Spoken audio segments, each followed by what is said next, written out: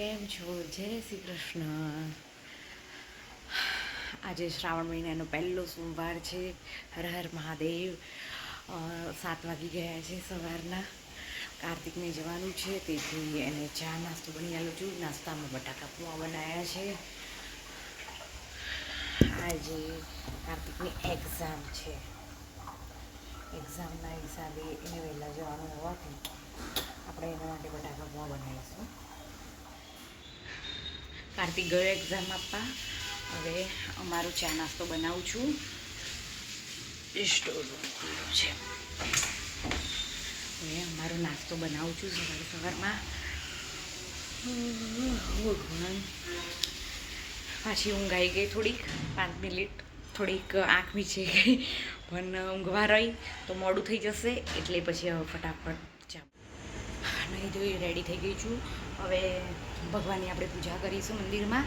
ઠાકોરજીને નવડાવીશું. ઠાકોરજીને જે મસ્તાના વાઘા પહેલાવીશું. પહેલો સોમવાર છે શ્રાવણ મહિનાનો. તો ઠાકોરજીને અને આજે કયું કરીશું પારણું એ ખબર નહીં. ચોકલેટનું કરું કે ફૂલનું કરું. ફૂલ લાવી નથી, અને ચોકલેટ છે તો વિચારું છું આજે ચોકલેટનું પારણું કરું. તો તમને પારણા જો ચોકલેટનું કરીશ તો ચોક્કસ તમને પારણું ચોકલેટથી ડેકોરેશન કરેલું બતાવીશ. ચલો મળીએ. જાનકી ઉઠી ગઈ છે, એને નવડાવી અને સ્કૂલ જવા રેડી કરું છું.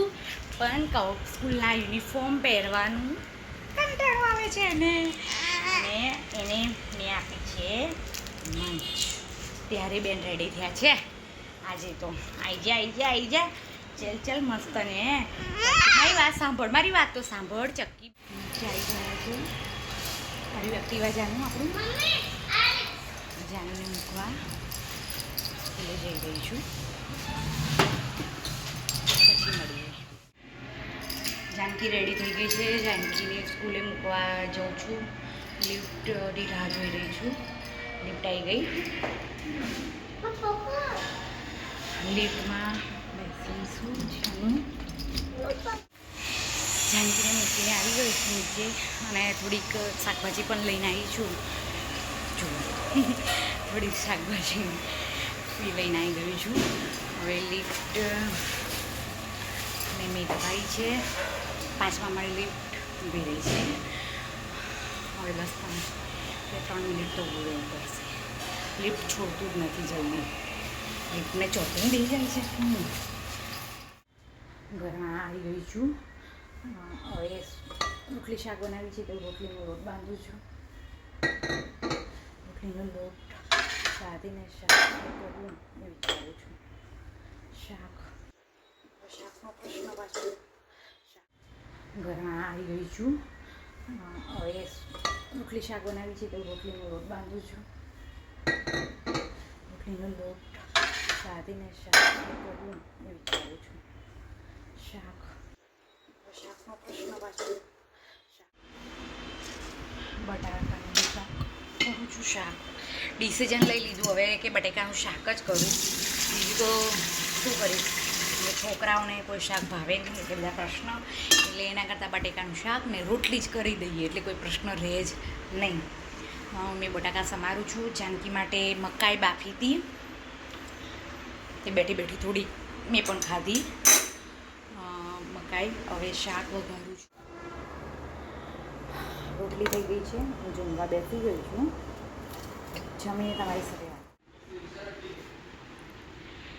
કાર્તિક આવી ગયો છે અને મેં જમવાનું વાળી દીધું છે. 2:30 વાગી ગયા છે. તો જાનકીને સ્કૂલે જવા ટાઈમ થઈ ગયો. એને લેવા જઈશું સ્કૂલે. જાનકીને લેવા આવી ગઈ છું. હજુ 15 મિનિટની વાર છે. થોડીક રાહ જઈએ. બેલ પડે પછી અંદર લેવા જઈશું. નીચે ઉતરી ગઈ છું. આવી એક્ટિવાવાળું મારે એક્ટિવાને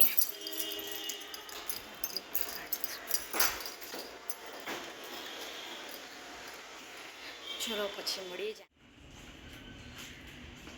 બપોરે સબ્જી લાવી દીધી. સબ્જી ધોઈ નાખી છે. હવે ઠાકોરજી માટે ચોકલેટ લાવી છે તો ચોકલેટનો આપણે હાર બનાવીશું અને ઠાકોરજીના પારણાને સજાવીશું. જાનકીને લઈને સ્કૂલેથી આવી ગઈ છું. હવે જાનકીને હું ખવડાવીશ. જાનકી માટે ડીશમાં શાક રોટલી કાઢી છે અને ક્યારની એ કાલની ચોકલેટ શોધે છે, તો એની માટે છુપ્પાઈને ચોકલેટ રાખી હતી, એ બી જોઈ ગઈ અને ચોકલેટ એ ખાય છે. એક બાજુ અને એક બાજુ ગરમ ગરમ પકોડા ઉતારું છું નાસ્તામાં. હાર્દિકને ભૂખ લાગી છે. અત્યારે ચા સાથે ગરમ ગરમ પાછા ભજીયા નાસ્તામાં બનાવું છું. છોકરાઓ માટે મંચ શેક બનાવ્યું. હવે આ ગરમ ગરમ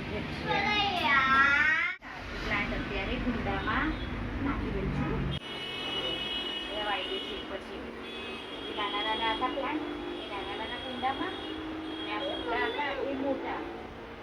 હા બેટા બોલ કર ચાલ માટીના. હા તો તું પગ લૂછી આમ જતું જા. આપણે કુંડા રેડી કરી જેની અંદર પાણી એડ કરી દઈશું થોડું થોડું. અમારા કુંડા થઈ ગયા છે રેડી.